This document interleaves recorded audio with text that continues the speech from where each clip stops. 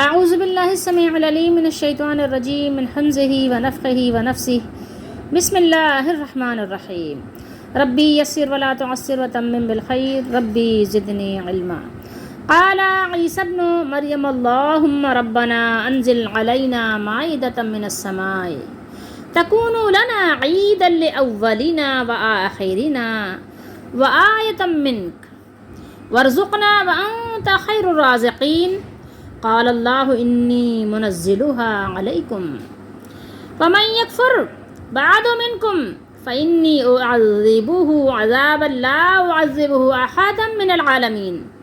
یہ دو آیات مبارکہ ہیں، سورۃ المائدہ کی 7واں سپارہ ہے، آیت نمبر 114 اور 115۔ دیکھیے پیچھے سے اس کا ربط کیا ہے۔ آیت نمبر 113 پہ ہم نے کیا پڑھا تھا؟ ہم نے پڑھا تھا کہ عیسیٰ علیہ السلام کے حواریوں نے آپ سے ایک ایسے دسترخوان کی طلب کا اظہار کیا تھا کہ آپ اللہ سے ایسی دعا کیجئے کہ اللہ تعالیٰ آسمان سے ہمارے لیے ایک مائدہ نازل فرمائے، ایک ایسا بڑا تھال جس میں کھانے پینے کی اشیاء موجود ہوں۔ تو آپ کو پتہ ہے جیسے کہ ایک نعمت خانہ ہو یا کوئی بھی آپ کمرہ لے لیں جس میں طرح طرح کے کھانے پینے کی چیزیں رکھی ہوں اور وہ ڈائریکٹ آپ کے پاس آ جائے، اس میں سے آپ کھاتے رہیں اور بانٹتے رہیں، دیتے رہیں، تو اس کا مطالبہ کیا تھا، ٹھیک ہے۔ تو پھر عیسیٰ علیہ السلام نے اللہ سے ڈرنے کی دعوت دی تھی کہ آپ اللہ سے ڈرو، یعنی ایسی چیزوں کا مطالبہ نہ کرو جو تمہیں آزمائش میں ڈال دے، جو تمہارے لیے آزمائش کا باعث بن جائے۔ پھر ان لوگوں نے مانگنے کی وجہ بتائی، انہوں نے کہا ہمارا مانگنے کا مقصد یہ کوئی نہیں ہے کہ ہم اللہ کو آزما رہے ہیں یا یہ کہ ہم جو ہے کوئی ضد کر رہے ہیں، بلکہ یہ ایک ہماری مجبوری انہوں نے بیان کی تھی کہ کھانا پینا انسان کی مجبوری ہے، اور انہوں نے یہ وجہ بھی بتائی کہ ہم کھائیں تاکہ ہمارے دلوں کو اطمینان و سکون ہو، اور ہم لوگوں کو جا کر دعوت دیں تو بتائیں کہ ہم تو عینی شاہدین ہیں۔ ان لوگوں نے کہا، حواریوں نے کہا تھا کہ ہم یہ معجزہ اس لیے نہیں آپ سے طلب کر رہے ہیں کہ ہم وہ دیکھیں گے تو ایمان لائیں گے، بلکہ یہ معجزہ ہم آپ سے کچھ چند باتیں ہیں اس کی وجہ سے اس کے پیش نظر طلب کر رہے ہیں، جن میں سے ایک خاص وجہ یہ ہے کہ ہم بھوکے ہیں، ٹھیک ہے، اور ہمیں کچھ برکت والا کھانا چاہیے، کچھ برکت کے لیے برکت والا کھانا کھانا چاہتے ہیں۔ پھر جب عیسیٰ علیہ السلام نے ان کے عذر کو سمجھا اور مناسب جانا تو اپنے رب سے التجا شروع کی۔ تو اب آپ یہاں پہلے ترجمہ سنیے۔ عیسیٰ بن مریم نے عرض کی، یہ ترجمہ احمد رضا کا ہے، اے اللہ، اے رب ہمارے، ذرا عاجزی دیکھیے گا آپ نا، مانگنے کا طریقہ سکھایا ہے انبیاء علیہ السلام نے۔ دعا صرف ربنا سے نہیں شروع کی اور دعا صرف یا اللہ سے نہیں شروع کی، بلکہ دونوں کو ملا دیا، اللہم ربنا، سبحان اللہ، کیا خوبصورت انداز ہے۔ ہم پر آسمان سے ایک خوان اتار، مائدہ، ٹھیک ہے، انزل علینا مائدۃ من السماء، آسمان سے ایک خوان، ایک مائدہ نازل فرما کہ وہ ہمارے لیے عید ہو، وہ ہمارے لیے کیا ہو؟ عید ہو، ہمارے اگلے پچھلوں کی، لأولنا وآخرنا، اور تیری طرف سے نشانی، کس کی طرف سے؟ اللہ کی طرف سے، آپ کی طرف سے نشانی، اور ہمیں رزق دے اور ہمیں رزق عطا فرما، وانت خیر الرازقین۔ آپ نے دیکھا ہوگا بسوں پہ اور جگہوں پہ، دکانوں پہ یہ آیت لکھی ہوتی ہے، آیت کا یہ ٹکڑا لکھا ہوتا ہے، ورزقنا وانت خیر الرازقین، اور ہمیں رزق دیجئے اور تو سب سے بہتر روزی دینے والا ہے، اور آپ سب سے بہتر اور بہترین رزق دینے والے ہیں، بہترین روزی دینے والے ہیں۔ اللہ نے فرمایا، قال اللہ تعالیٰ نے فرمایا، انی، کہ میں اسے تم پر اتارتا ہوں، منزلھا علیکم، تم پر نازل کرنے والا ہوں، نازل کر رہا ہوں۔ پھر اب جو تم میں کفر کرے گا، یعنی یہ نزول خوان، نزول مائدہ دیکھنے کے بعد جو کفر کرے گا تو بے شک میں اسے وہ عذاب دوں گا، اعذبہ عذابا، وہ دوں گا کہ سارے جہاں میں کسی پر نہ کروں گا، یعنی ایسا جلال پر جلال خطاب ہے کہ اب معجزہ دیکھ لینے کے بعد یقینی اور عینی شاہدین بن جانے کے بعد اگر اب کفر کیا تو پھر اب جو ہے بچاؤ کی کوئی صورت نہیں ہوگی۔ پورا قرآن مجید اللہ تعالیٰ کی توحید سے بھرا ہوا ہے، ہر آیت سے اللہ تعالیٰ کی توحید جو ہے اس کا مشاہدہ آپ کر سکتے ہیں، اس کو آپ یعنی چشمدید آنکھوں سے دیکھ سکتے ہیں۔ ایک آیت جو ہے نا اللہ کی توحید کی نشانی پر مبنی ہے۔ دیکھیے یہاں عیسیٰ علیہ السلام کے بارے میں کہ کیا انداز ہے دعا کرنے کا، وہ اللہ تعالیٰ نے یہاں پر ہمیں قرآن مجید کی آیت کی صورت میں عطا فرمایا ہے کہ دیکھیے جو لوگ کہتے ہیں کہ بزرگوں کو ساری طاقت ہے، سارا اختیار ہے، تو اب اگر دیکھیے کہ عیسیٰ علیہ السلام اتنے برگزیدہ، اتنے پسندیدہ، اللہ کے محبوب ترین نبی رسول ہیں اور اللہ کی بارگاہ میں بڑے معزز و مقرب بھی ہیں، لیکن پھر بھی اللہ تعالیٰ سے کس انداز سے التجا کر رہے ہیں۔ تو اگر بزرگوں کو کوئی اختیار ہو، واقعی ان کے پاس کوئی عطائی اختیار ہی صحیح، تو اتنی عاجزی پھر کس بات کی ہے؟ یہ تو نبی ہیں، ان سے بڑھ کر تو ظاہر نبیوں سے بڑھ کر تو کسی امتی کا مرتبہ نہیں ہو سکتا، لیکن یہاں بھی آپ عاجزی کا اظہار دیکھیے، انتہائی درجے کی عاجزی کے ساتھ دعا ہے، ٹھیک ہے، اللہم کے ساتھ ربنا بھی، ربنا کیا ہے؟ ہمارے پالنے والے، اے ہمارے پالنہار، ملا دیا۔ اب آپ دیکھیے، غور کیجئے، کوئی بھی ذی شعور اور کوئی بھی ذی عقل اگر عقل رکھنے والا ہو تو نہ ہی تو نبیوں کو مختار کل کہے گا، نہ ہی وہ الہ کہے گا، نہ ہی وہ الہ کا بیٹا کہے گا۔ دیکھیے کیسی نفی ہو رہی ہے، عیسیٰ علیہ السلام نہ الہ ہیں نہ الہ کے بیٹے ہیں۔ کیا بیٹا اپنے باپ سے ایسے مانگتا ہے، ایسی التجائیں کرتا ہے؟ سوچئے تھوڑی دیر کے لیے۔ کہاں تو آپ یہ دیکھیے کتنی طاقت کہ مردوں کو زندہ کر دیں، اور گھروں میں آپ نے کیا رکھا ہے، کیا کھایا ہے، کیا اٹھایا ہے وہ بھی بتا دیں، اور کہاں ایسی عاجزی کی دعا مانگنے میں بھی عاجزی اور انکساری کے ساتھ دعا کرتے ہیں۔ تو اب آپ بتائیے کہ وہاں جب اللہ کی اجازت ہوئی تو پرندے بنا کر پھونک مار کر اڑا دیا، اور یہاں تو صرف دعا ہی مانگنا ہے کہ اللہ تعالیٰ آپ عطا کر دیں، آپ ہمیں خوان نازل کر دیں، صرف کھانا ہی تو مانگ رہے ہیں۔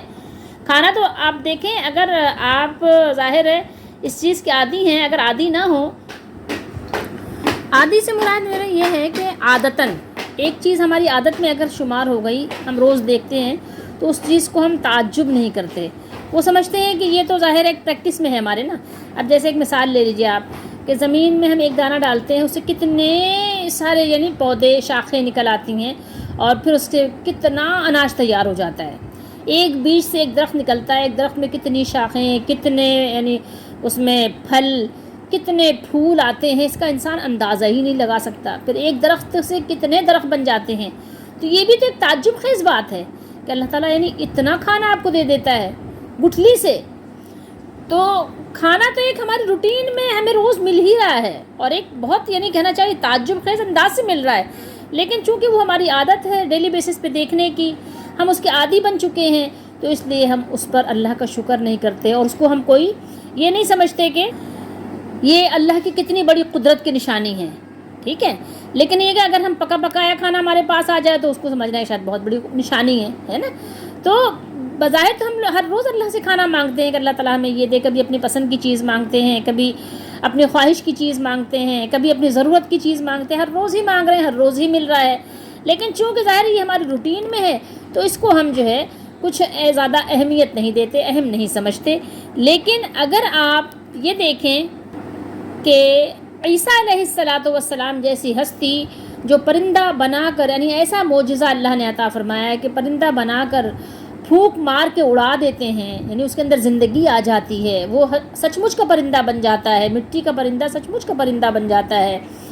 اس کے علاوہ نابینا کو، برس والے مریض کو اچھا کر دیتے ہیں، اس کے علاوہ مردوں کو زندہ کر دیتے ہیں۔ اب اس سے بڑھ کر اور کیا نشانی ہوگی؟ یعنی اللہ نے کیسے ان کو زبردست عالی شان معجزات عطا فرمائے ہیں، لیکن دعا مانگنے کا آپ ذرا انداز دیکھیے کہ کس یعنی بندگی والا انداز اختیار فرمایا ہے۔ ربنا، اے ہمارے رب۔ عیسیٰ علیہ السلام کو پالنے والے بھی وہی رب ہیں جو ہمارے رب ہیں، جو میرے اور آپ کے رب ہیں وہی عیسیٰ علیہ السلام کو بھی پالنے والے ہیں۔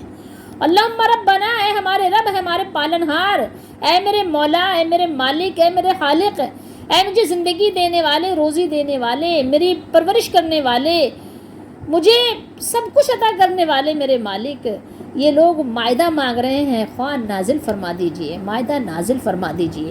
اب اگر آپ بتائیں کہ بغیر اللہ کی اجازت کے نبیوں کو معجزہ عطا ہے، عطائی طاقت ان کے پاس ہے، وہ مختار کل ہیں عطائی طور پر، تو بتائیے کہ یہ مانگنے کی یہاں حاجت کیا پیش آئی؟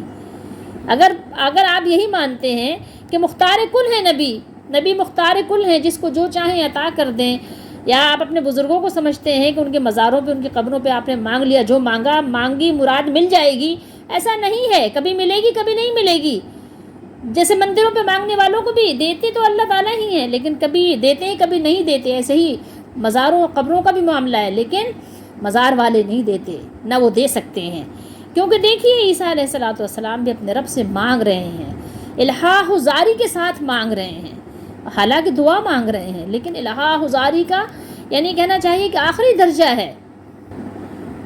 وہاں معجزات دکھاتے ہیں جب اللہ کا اذن ہوتا ہے، اور یہاں جب دعا مانگ رہے ہیں ابھی اللہ کا اذن نہیں آیا ہے تو پھر الہا زاری اختیار کرتے ہیں، عاجزی انتہائی درجے کی اختیار کرتے ہیں۔ اب آپ اس پہ غور کیجئے، عید الاولنا و آخرنا، ہم اس کو عید بنا لیں، اگلے پچھلے سب ہم عید بنا لیں۔ اگلے پچھلے کیا مطلب ہے؟ عید کو تو میں آپ کو بتاؤں، اس کا لغوی معنی ہے خوشی کا دن، اور عادہ یعودوں سے اس کا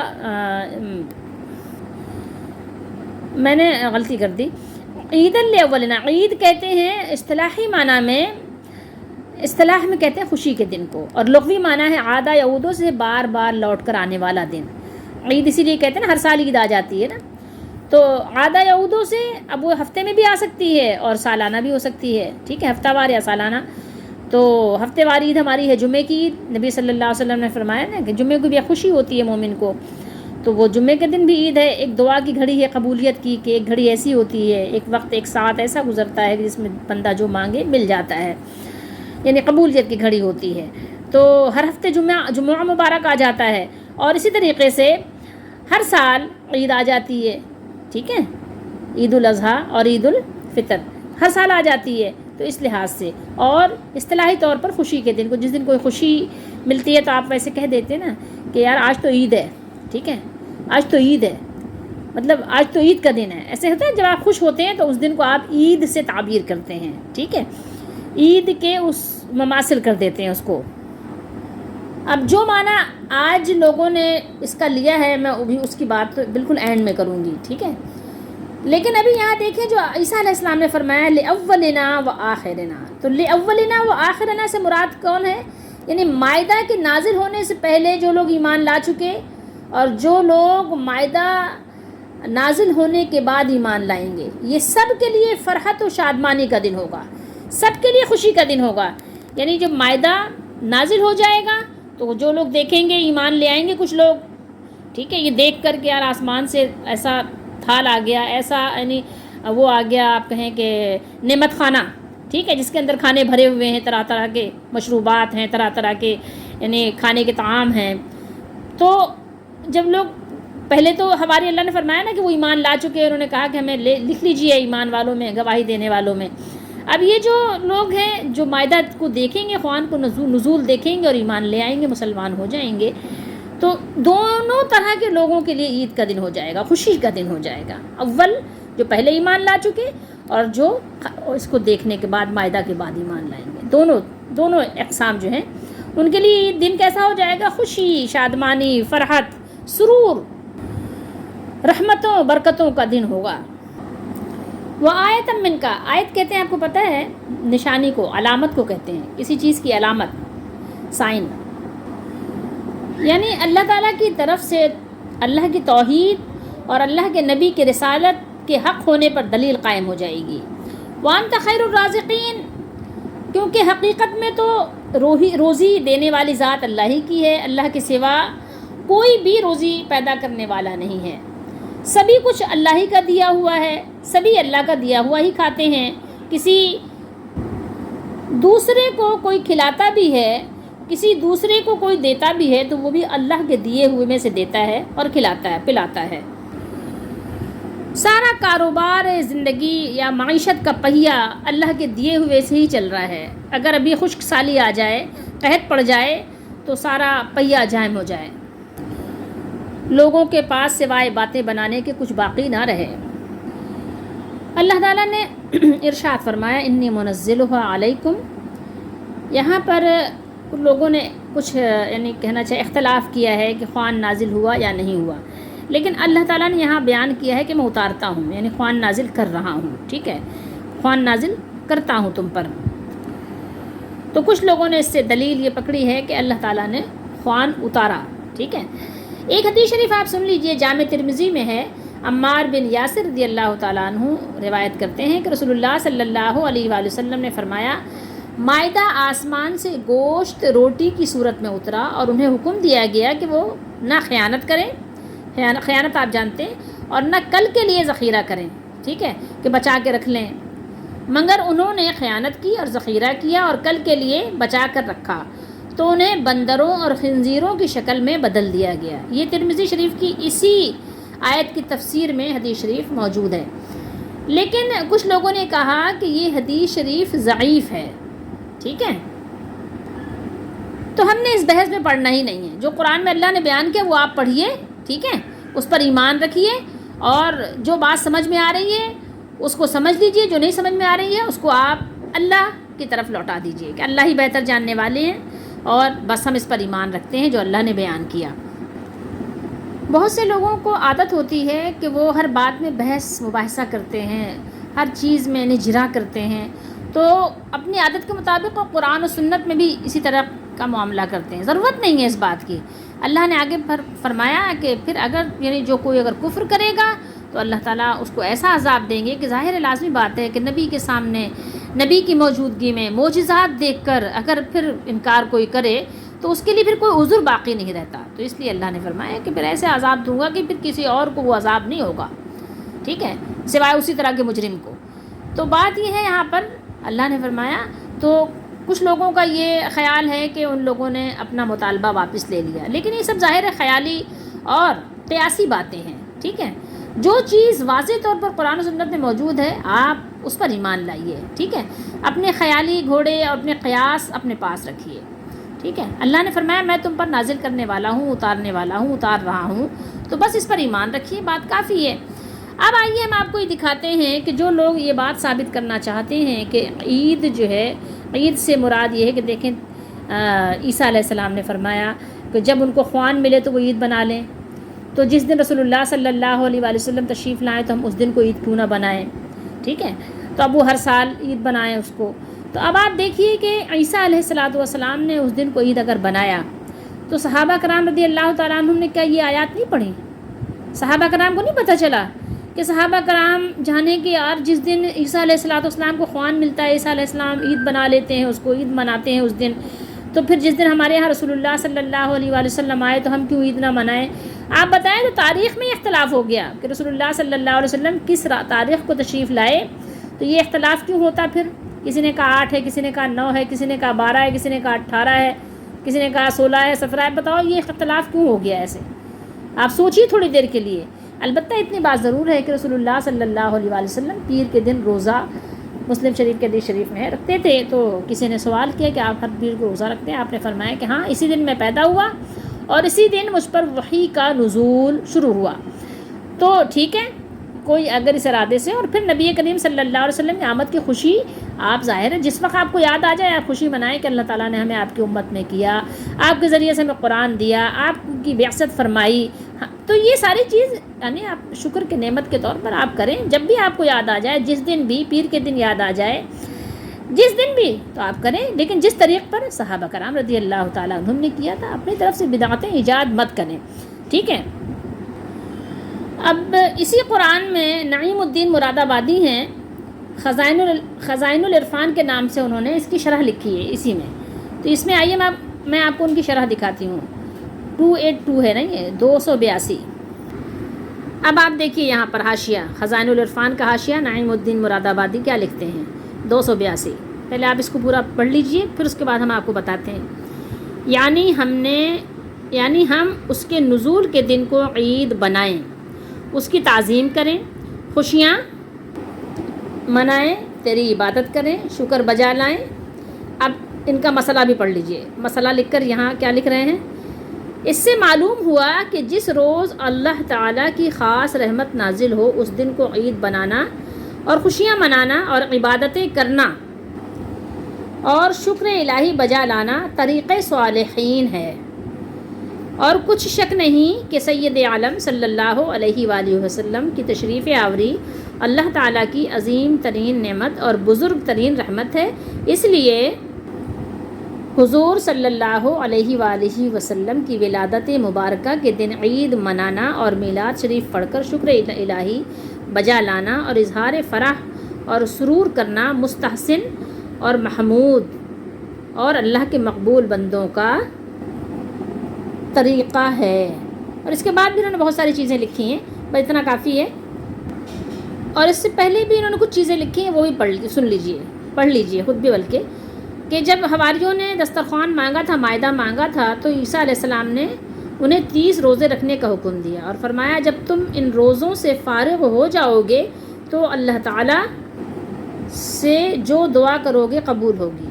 انہوں نے روزے رکھ کر خوان اترنے کی دعا کی، ٹھیک ہے۔ اب ذرا آپ یہ بھی دیکھ لیجئے کہ یہ باتیں صرف اور صرف اپنی طرف سے من گھڑت ہیں، کیونکہ جب حدیث شریف میں ایسا نہیں بیان ہوا تو پھر یہ قصے کہانیاں کس کو سنا رہے ہیں آپ، کس کو بتانا چاہ رہے ہیں؟ رسول اللہ صلی اللہ علیہ وسلم دین بتائیں گے یا بعد والے یا اس سے پہلے والے؟ بھائی رسول اللہ صلی اللہ علیہ وسلم کی آمد کے بعد تمام دینوں کا طریقہ منسوخ ہو گیا، بس وہی طریقہ باقی رہ گیا جو رسول اللہ صلی اللہ علیہ وسلم کے دین کے مطابق، قرآن کے مطابق، سنت کے مطابق ہے، وہ طریقہ کار باقی رہا، باقی سب کو کیا کیا؟ اللہ تعالیٰ نے منسوخ فرما دیا۔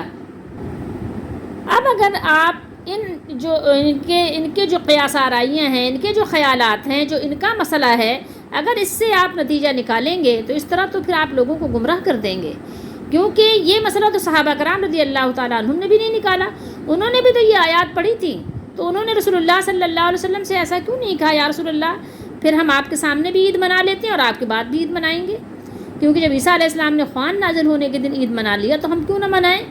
تو آپ ایسی بات تو آپ قرآن و حدیث میں نہیں دکھا سکتے۔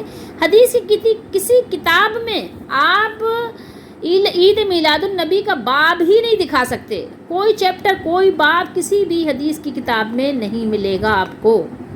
تو اب آپ بتائیے کہ اپنی طرف سے یہ من گھڑت بات کرنا کیا مطلب ہے اس کا؟ دین میں اپنی طرف سے جو چاہیں آپ شامل کر لیں، جو چاہیں قرآن مجید سے آپ اپنی طرف سے مسئلہ نکال لیں، کیسے نکال سکتے ہیں؟ بتائیے، جب صحابہ کرام رضی اللہ تعالیٰ عنہم کو تو آپ سے پہلے قرآن مل گیا تھا نا، وہ تو شاگرد اول ہیں، بتائیے ہیں کہ نہیں ہیں؟ جب انہوں نے ایسا نہیں کیا اور آپ نہیں دکھا سکتے، پوری زندگی اپنے آپ ڈھونڈتے رہیے، نہیں دکھا سکتے، تو پھر ایسی باتیں کرنے سے ڈرنا چاہیے، بچنا چاہیے۔ انسان کو اتنا نڈر، اتنا بے باک نہیں ہونا چاہیے کہ قرآن و سنت میں بھی دخل در معقولات کرنے لگ جائے۔ اور ہمارے لیے حکم بھی یہی ہے کہ ہم صحابہ کرام کے طریقے کے مطابق ایمان لائیں اور صحابہ کرام کے عمل کے مطابق اپنے عمل کو میچ کریں، ملائیں۔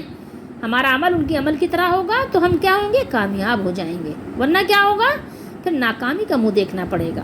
تو اپنی طرف سے مسئلہ مت نکالیں، مسئلے نکالے جا چکے ہیں، صحابہ کرام رضی اللہ تعالیٰ عنہم نے جیسے جیسے عمل کیا ہمیں بھی اسی طریق پر عمل کرنا چاہیے۔ اللہ تعالیٰ ہم سب کو توفیق عطا فرمائے، ہمیں قرآن و سنت صحابہ کرام کے فہم کے مطابق سمجھنے کی توفیق دے، اسی کے مطابق عمل کی توفیق دے، اور اللہ ہماری دستگیری فرمائے اور ہمارے عمل کو خالص کر دیں، قرآن و سنت کے مطابق کر دیں، اور ہمارے عمل کو اللہ تعالیٰ اپنی بارگاہ میں قبول فرمائیں۔